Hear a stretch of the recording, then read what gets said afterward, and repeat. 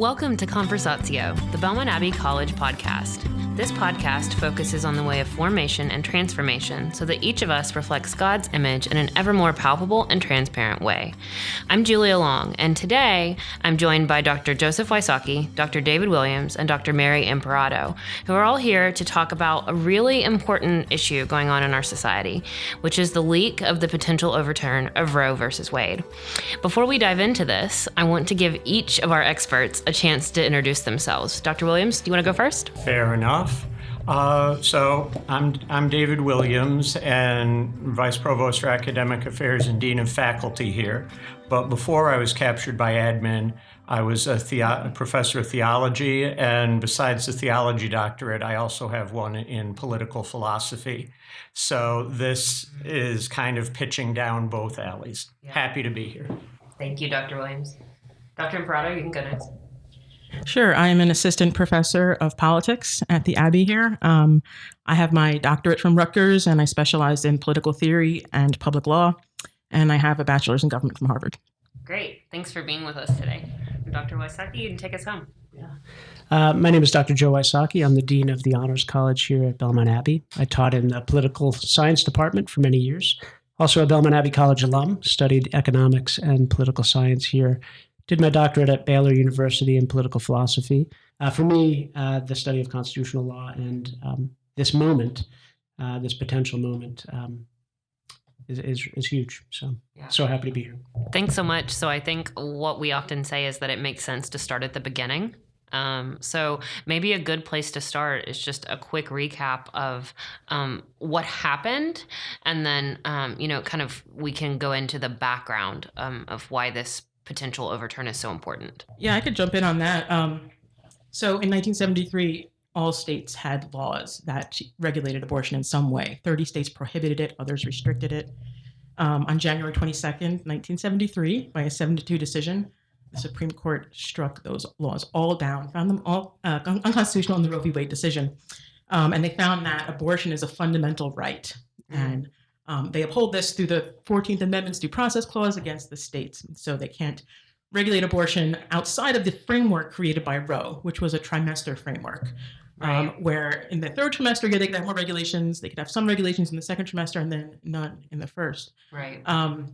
And so the next key precedent that is getting dealt with here is the Planned Parenthood versus Casey decision. So that came down in 1994. And there's a lot of question as to whether they're going to overturn Roe entirely. They overturned it in part insofar as they overturned the trimester framework. And they set up a new standard where states could not regulate abortion if it posed an undue burden on the woman's choice. But they were open to state regulations that might require like a waiting period, for instance. Right. But things like spousal consent, they said that was an undue burden.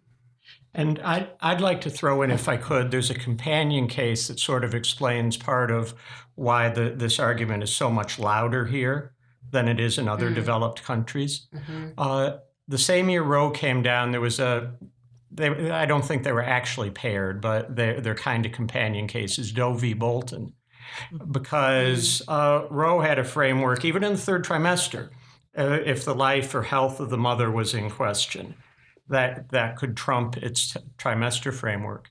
And what Bolton did, it defined health very expansively. Emotional, familial, financial, social, mental. In practice, then, since 1973, if you could find a medical professional willing to do it, you effectively have an abortion all 9 months regime. Mm-hmm. And although the majority of abortions take place call it the first trimester, give it a couple weeks. Right. Really, the vast majority are then. It's those follow-on abortions and the fact that there really is no cutoff in U.S. law beyond finding somebody willing to do a late term that makes U.S. law on this subject so radical by comparison with other developed countries. Mm. And I think one other important thing in terms of what Casey changes in regards to Roe And this is one of the reasons that it's kind of interesting that when Casey comes around, both pro-choice and pro-life advocates are not really happy with the decision at the time. Pro-life advocates are hoping with these newly appointed justices by Ronald Reagan that this is going to be overturned.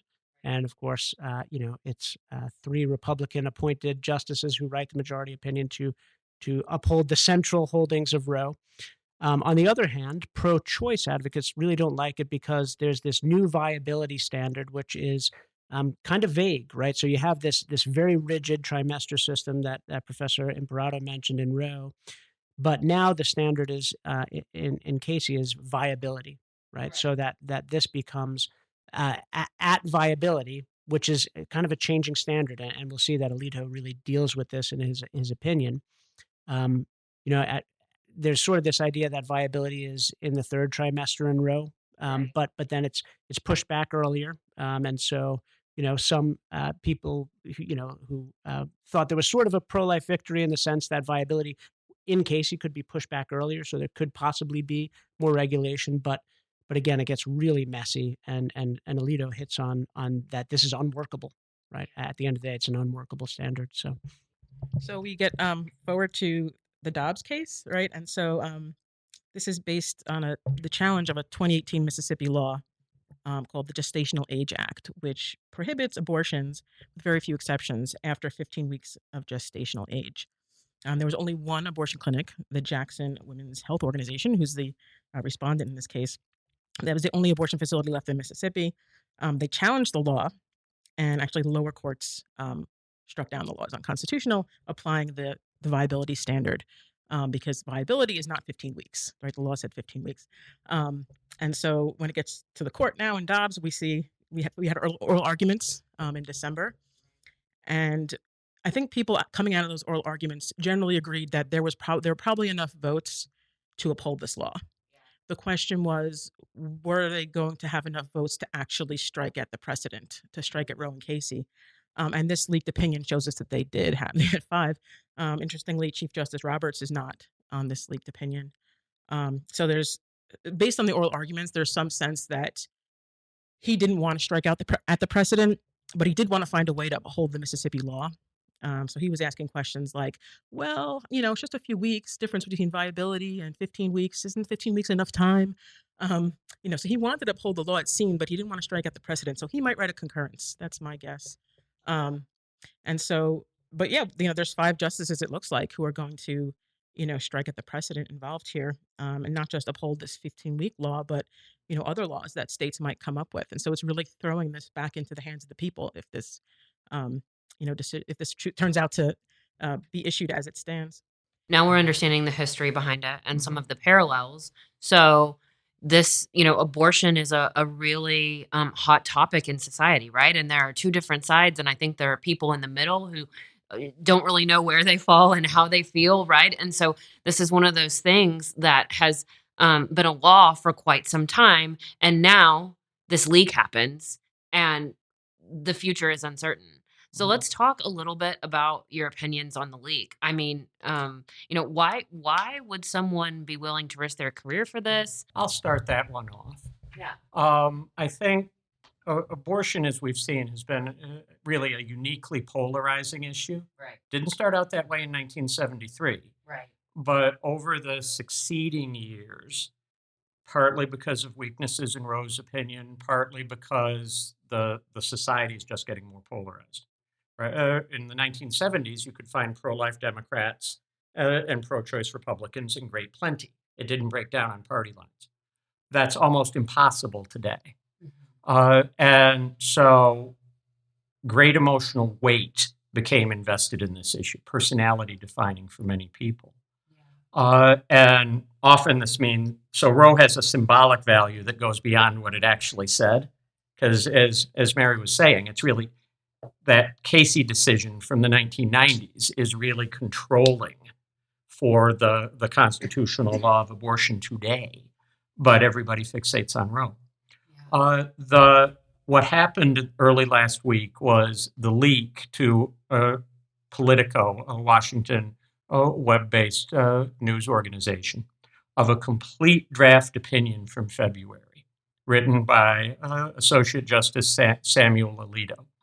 That, as Mary was saying, is a 5-justice opinion, draft opinion to overrule Roe. And in February and draft explain a lot of what's going on and why this leak is so horrifying to people. Clarence Thomas, in a speech this week, compared it to, well, you can come back from that, from leaks like that, but it's kind of like cheating in marriage. You can come back from that too, but it's hard because the court's deliberations are normally extremely secret, and drafts fly back and forth. Draft opinions fly back and forth between the justices, sometimes for months. And no opinion is final until it's released, because history gives us many cases of justices changing their minds at the last minute. And the Supreme Court justices work in tandem with their law clerks, young men and women out of law school, probably, who have already clerked or assisted a lower level federal judge before getting to the Supreme Court. And clerking for a justice is like a lifetime relationship. These are very trusted. Scalia's clerks, even though he's gone, still get together once a year. How this leaked is unclear. Whether it leaked from a clerk, whether there was some poor document security somewhere in the Supreme Court or elsewhere. But nobody has ever leaked a complete draft opinion before. It has never, ever, ever happened in all the years of the Supreme Court's history. And so the question, why? Well, some people will think it's a conservative note to stand firm, 5 justices, don't change your mind. Other people will think it's a leak from the more liberal side, trying to create storm and fury in advance of the opinion. Maybe that will change something. And if it doesn't, maybe that will fire people up for the midterm elections. Midterm elections in November, which are all the polling, all the historical indicators, commentators across the spectrum are saying this does not look like a good midterm election for Team Blue. So you might want to rally the troops. So politically motivated either way. Yeah, and I think just taking a step away from the constitutional law for a minute, and it's sort of a distraction in a way from the decision itself, the leak. But I think it points to these two really important sort of concepts in terms of sort of our moral and political philosophy. They're the logical extension of these sort of two important observations, I think, one by Alexis de Tocqueville and one by Alistair MacIntyre, who's a living Catholic political philosopher. Tocqueville's one of his most important points in Democracy in America is that democratic people scorn forms, right? So formality, proper procedures, this is something that democratic people by nature don't like, but somehow we've been able to maintain them despite that, right? We've had the injection of English common law, we've had the Constitution, and yet, right, there's always that temptation. And I think increasingly so in our technological age, where you can tweet and write, and discourse is carried out without norms, where institutions and trust in those institutions is low.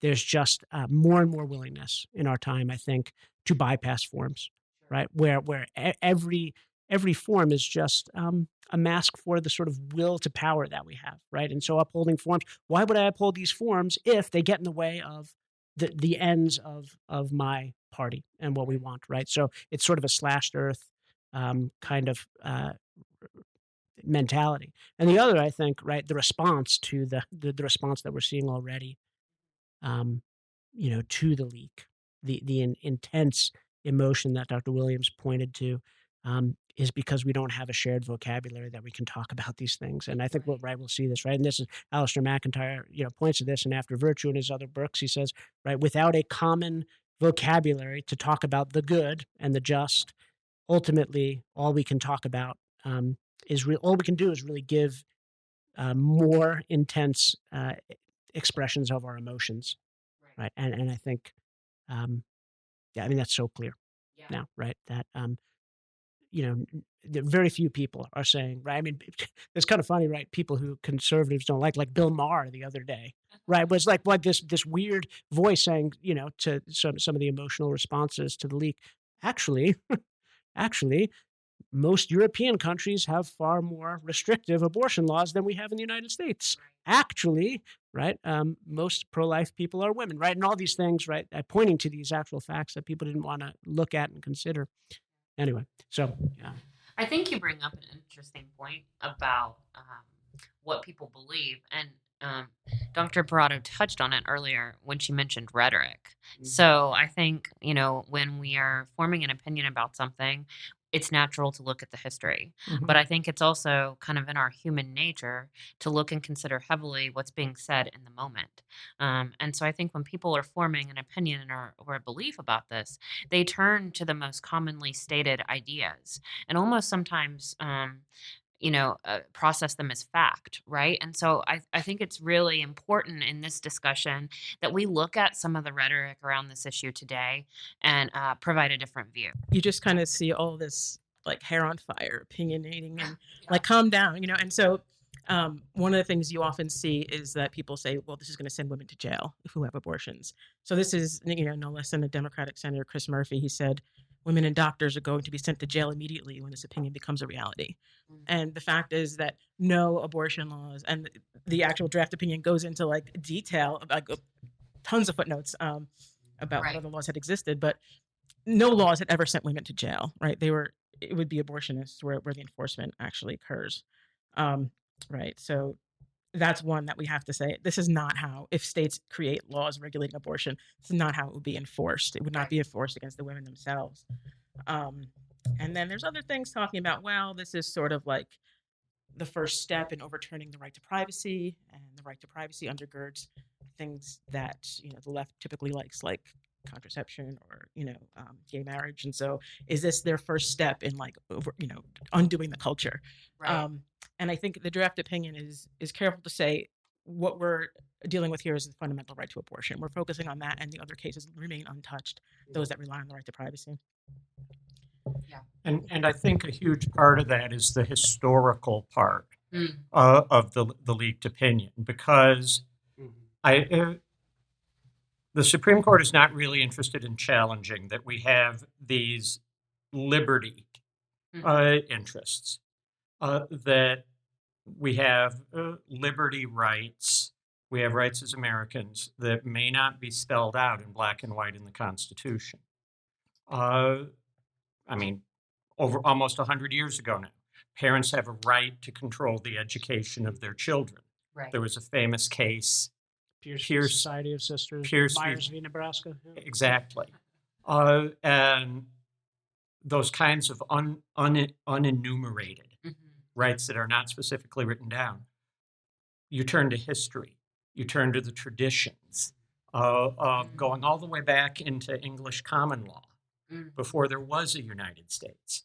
And the argument is, if the Supreme Court isn't talking about the letter of the Constitution, if they want to say we're appealing to rights, these unwritten rights, this substantive due process, the basic interest of liberty, you've got to show your work. It's like a math problem.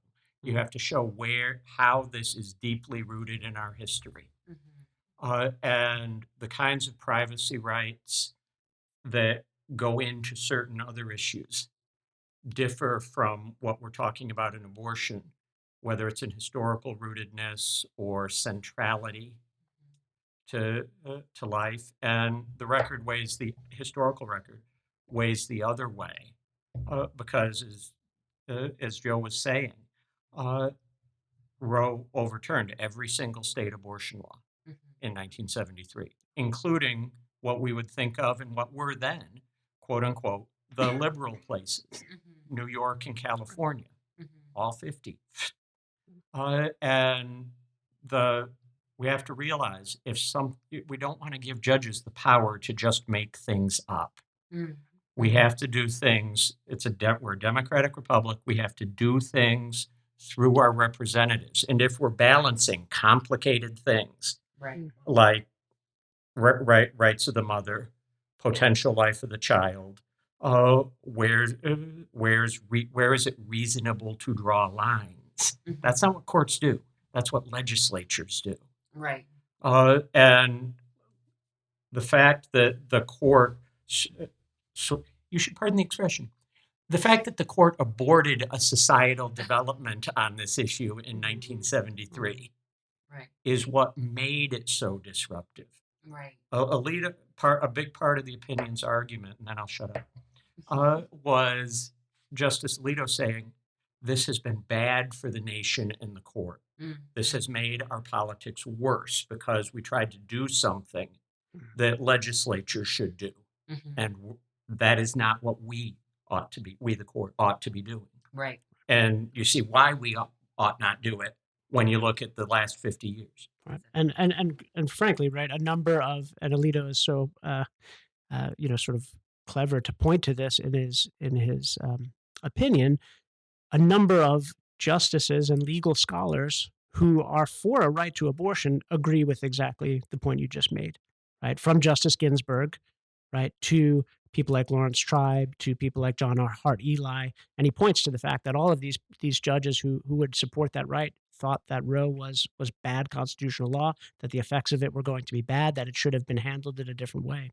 And so I think knowing that, sort of having that historical sense, all the history he's doing here is so helpful to point to the fact that these justices at the time, right, who would be your allies maybe today on so many other things, thought it was bad law. I mean, and another sort of historical point, maybe that responds to the alarmism that we've been talking about, right? You say, well, I mean, you've seen so many articles that we're talking about here. Well, if Roe goes, then laws that allow interracial marriage, right, or we'll have laws banning interracial marriage. We'll be banning contraception. I think you can correct me if I'm wrong, but I think at the time Griswold, the sort of foundational case that lays out the right to privacy for contraception, I'm pretty sure that Connecticut was the only state that had a law at the time banning contraception. So 49 states had already gotten rid of any laws banning contraception. So the idea that, well, right, there's going to be somehow this overlapping consensus in America in all of these red states where contraception is going to go away is just historically absurd, right? Historically absurd. Yeah, I think another thing, and part of what Alito is trying to address here is the concern that, our common law system relies on precedent. So this is the idea of stare decisis, Latin for let the decision stand. And so Roe has been regarded as something of a super precedent, right, where people have come to rely on it, so we can't overturn it. And Alito is smart to point out that, in a sense, it's a fable. We do overturn ourselves 266 times, right, at least. But especially when we get things wrong, we overturn ourselves. And probably the most prominent of those instances was 1896's Plessy versus Ferguson, which upheld separate but equal as constitutional, right? So it enabled the Jim Crow laws to really take root in Southern culture and supported segregation. But that was overturned in 1954 with the Brown v. Board of Education, right? And so he actually, probably one of the things I've seen most quoted, and I'll just read this real quick. It's actually on page 40 if you're following along. Is he actually quotes his fellow Justice Kavanaugh, who referred to Plessy as egregiously wrong on the day it was decided. And so then Alito goes on to say, Roe was also egregiously wrong and deeply damaging.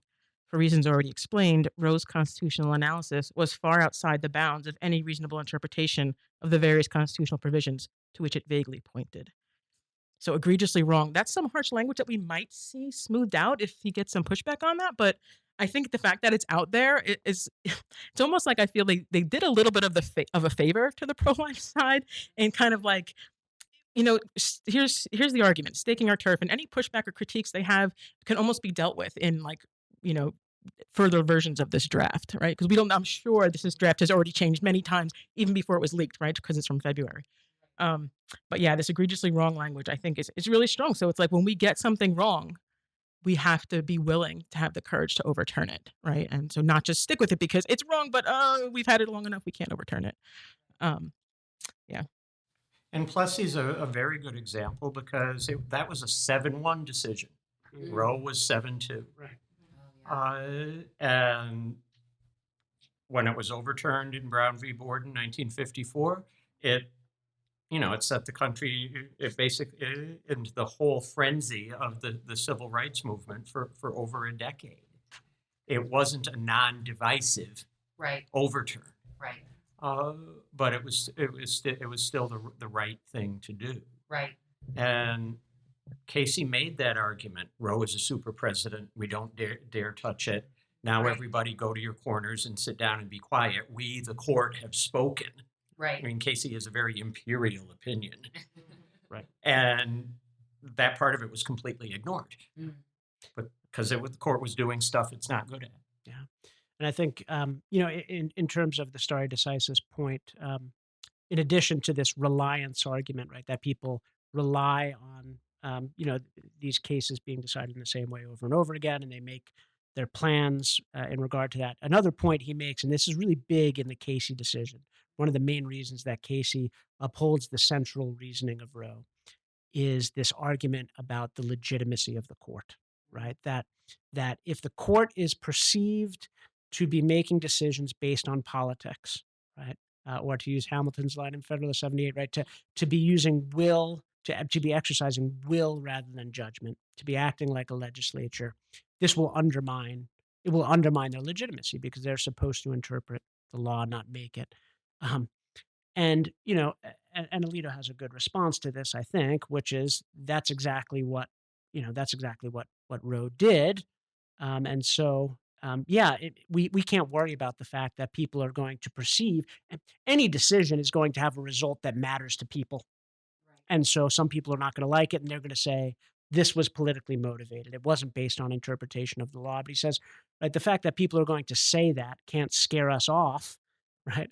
As my dissertation advisor once said about a particular opinion, he said, opinion that he thought was politically decided. He said, this judge made a political decision to make the court look like it's not political, right? So in other words, rather than interpreting the law the right way and doing good constitutional interpretation, he sort of fudges it and makes a little political compromise so that people don't start yelling about the fact that this is political.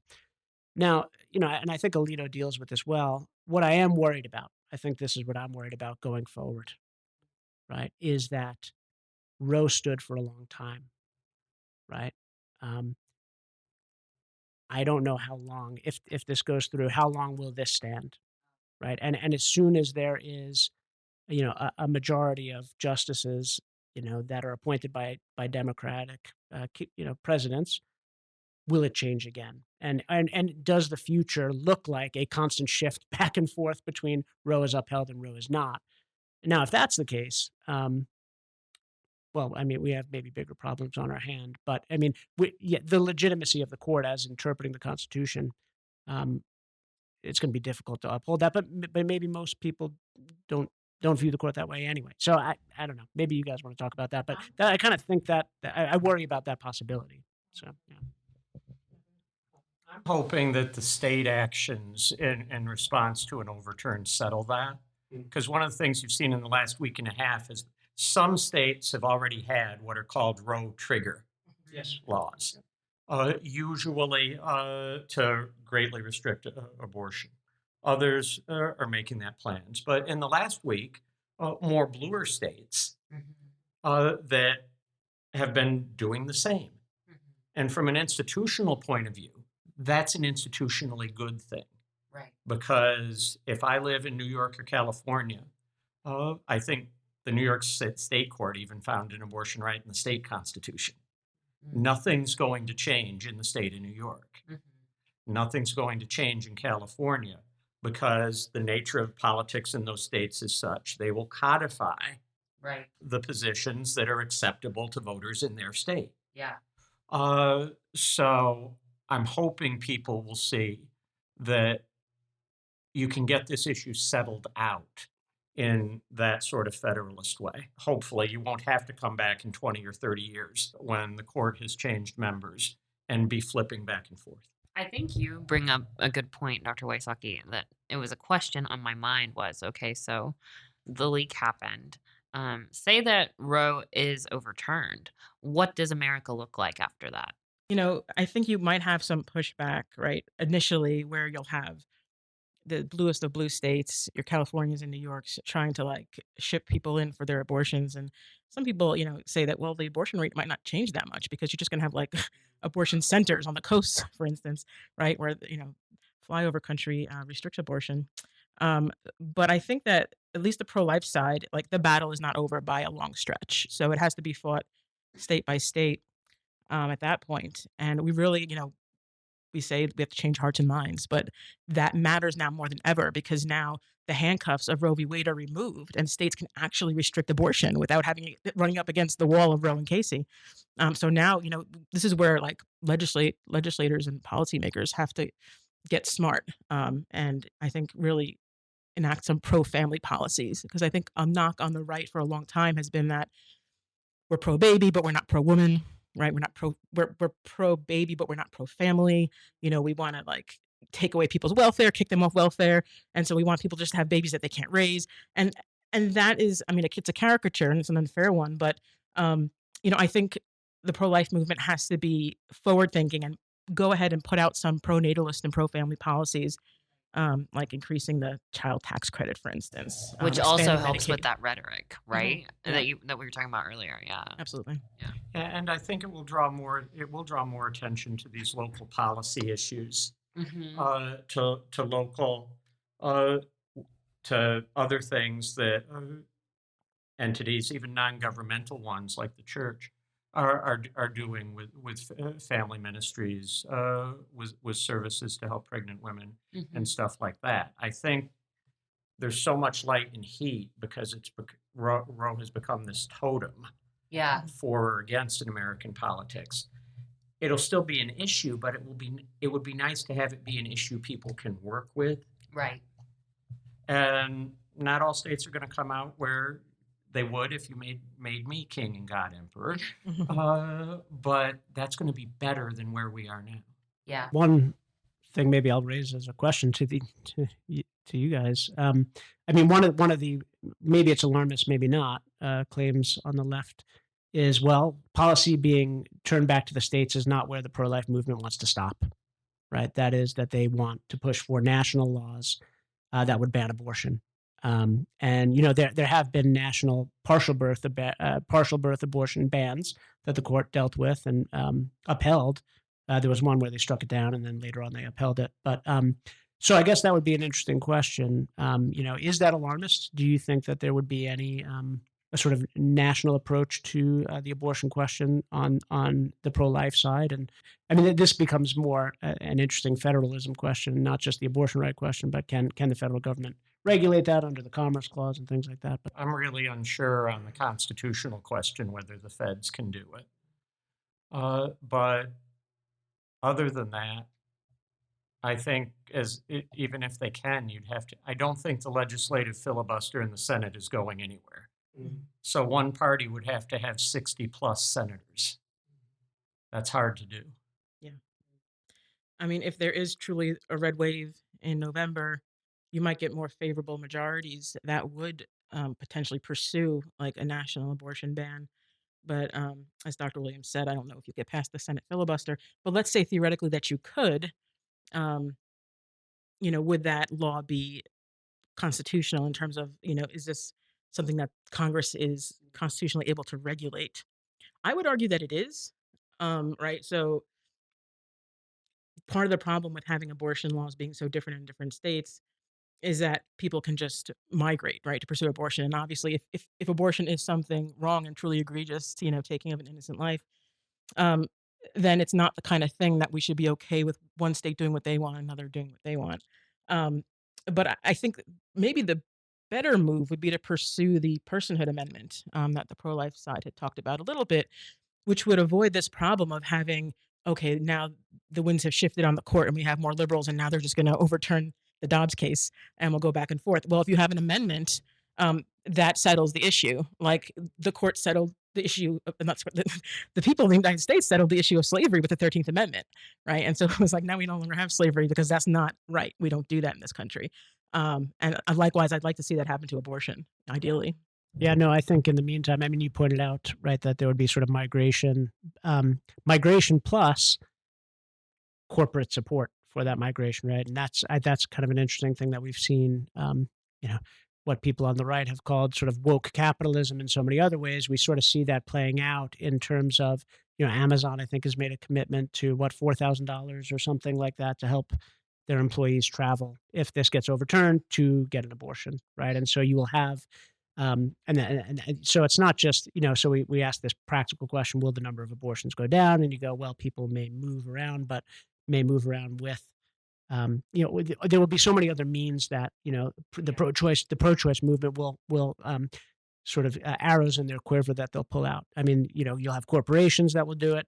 Will they try to use healthcare law to say that, right, something like the Affordable Care Act is going to have to cover, right, that insurance policies will have to cover travel for these things? There will be all these interesting, kind of new policy questions, right?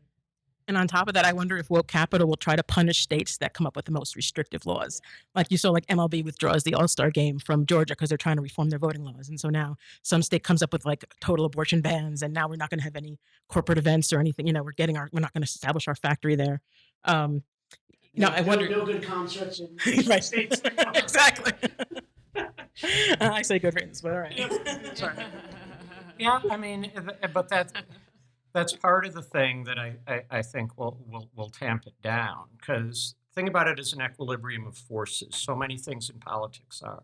Amending the Constitution is even harder than overcoming the filibuster. If there are states that are just intractable, part of what we'll see is people will sort themselves out, as is already happening.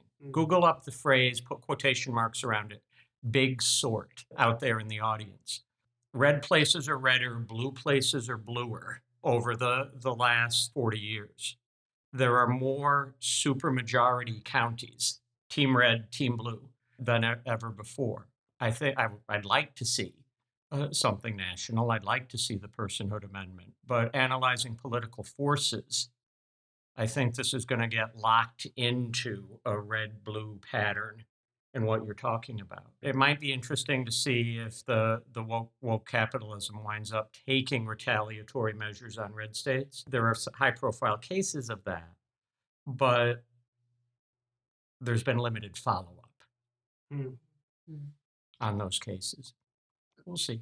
That's one thing to kind of round this out, and maybe bring this home. I was thinking during the discussion around, there have been rules and laws that were overturned when it became clear, or maybe long after it became clear, that they should never have been put in place in the first place. And so if we look at history, we do see where things have been overturned, hopefully, for the ultimate good of society. So if we look at such a polarizing issue as this, and I can't remember which one of you said it, but one of you essentially said one of the reasons why this is so burning hot right now is because people, I can't remember exactly how it was said, but it was something like people are just not as graceful, maybe, at dealing with these tough topics. So one of the things that I'm sitting here thinking is, how do we,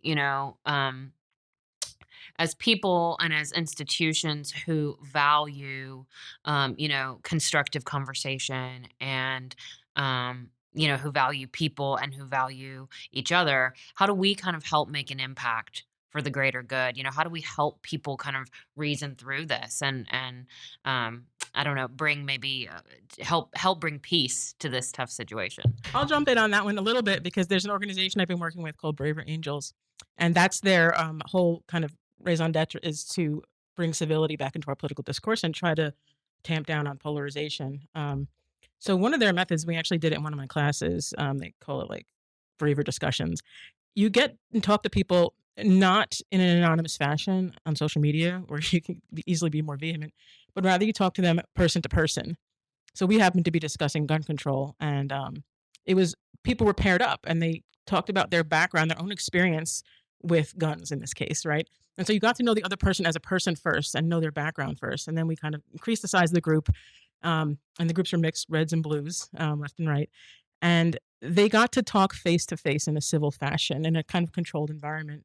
I just think we need more of that, especially as Catholics. Like, we can't be bomb throwers. We do, as much as we know we're on the right side of this issue, we can't be like personally tearing people down. So we have to, in a way, meet them where they're at and, be a good example in a lot of ways. So, I don't think social media helps this issue for sure. And, but, try to, I think when we're face to face with somebody, see where they're coming from, and deal with them as people, not as their ideology.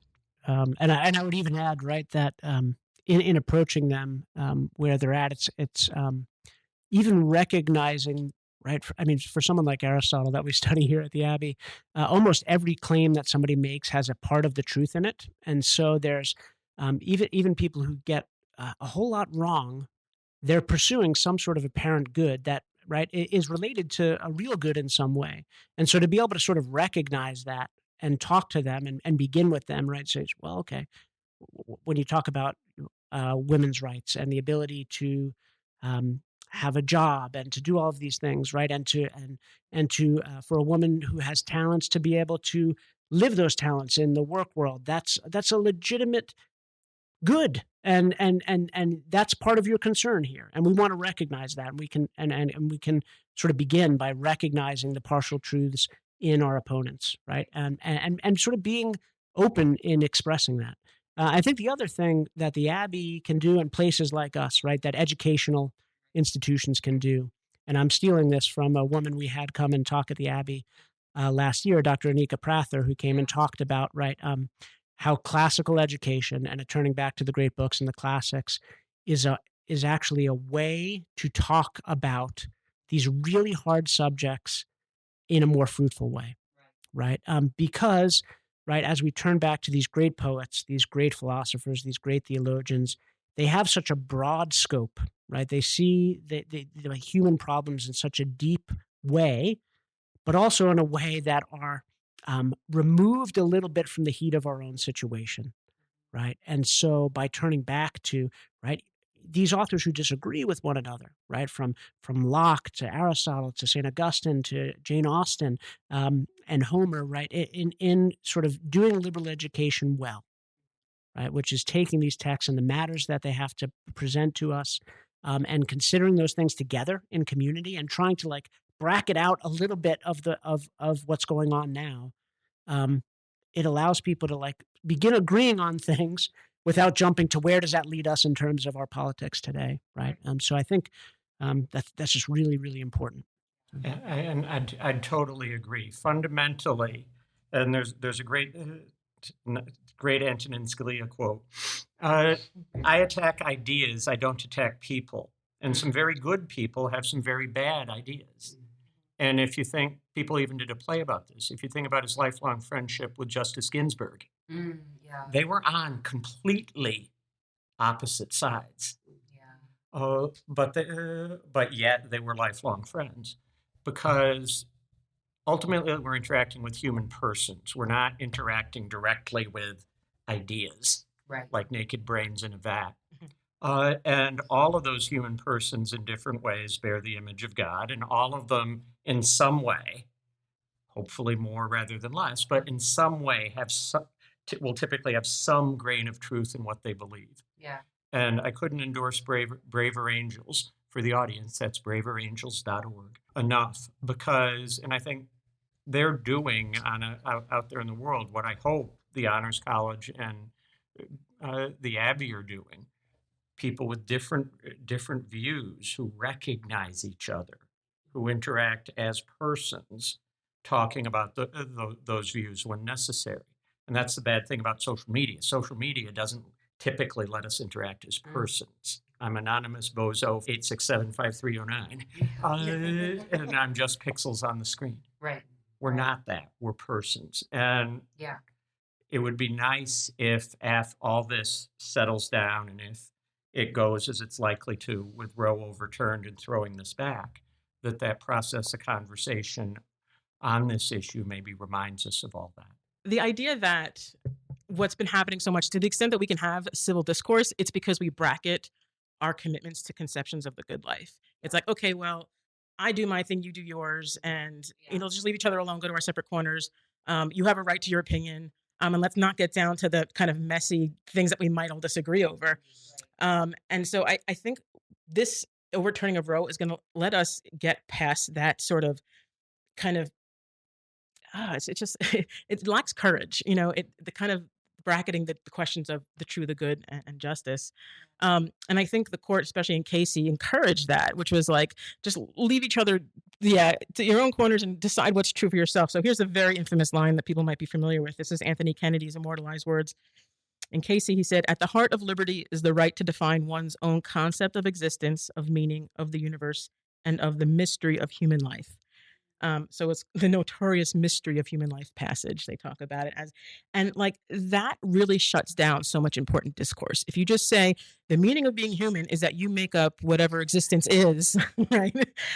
No, we're a community, right? We discuss what is good for us all as we should, live this common life. So, I'd be glad to see that go by the wayside, language like that, and really get down to discussing in a civil manner what truly matters. As you were talking, I was reminded of the words of my college mentor. And she would always say, growth is rarely comfortable. And I remind myself of that anytime I'm going through anything new or anytime I'm challenging myself. And I think when we really sit down and think about these hard issues, it can, especially if you're not used to being in a place where you can talk about them respectfully and freely, you almost get a little itchy in your skin, But if we sit down and we think about what we're really doing, we're growing our minds, we're growing our hearts, we're really challenging ourselves in a way. And I think what's often challenging in these situations is remembering to be respectful of other sides. And like Dr. Williams was saying, not just attack people, but rather talk constructively and yet even firmly, if needed, about these ideas. Dr. Wysocki, you look like you're in thought. Did you have something else you wanted to just... Education is the most important thing, right? Yeah. Right, it is the most important political fight. And all of this is for naught if we don't have victories in terms of an education that's open to truth, which overwhelmingly is not the case in our K-12 system. So that's right. It's only temporary. These institutional wins. But you cut that. That's just my pessimism. No, but it's true. I mean, it's a sober view, and the only hope is sort of classical charter schools for citizenry as a whole, if we're going to be able to have these conversations. Because institutionally, we can have it because now the policy matters. But I'm not sure that we are formed, right? That most of us are formed to do it. So brave rangers is important, but it's it's kind of spitting into the wind if people are informed that way, if they're like cut off. But I think they are. I don't know. There's a desire. It's some of the Jordan Peterson and Joe Rogan and all these types, right? People actually do want. There does seem to be a desire. Some to say, just stop yelling at me, and I want to talk. Yeah. So maybe I should be more optimistic. I want to thank all three of you for being here with me today. It was really inspiring, and I hope that our audience was inspired and challenged as well. I want to thank our audience for joining us, and if you've enjoyed Conversatio, please subscribe and tell your friends. Conversatio is available through Spotify and Apple and Google Podcasts. Until next time, God bless.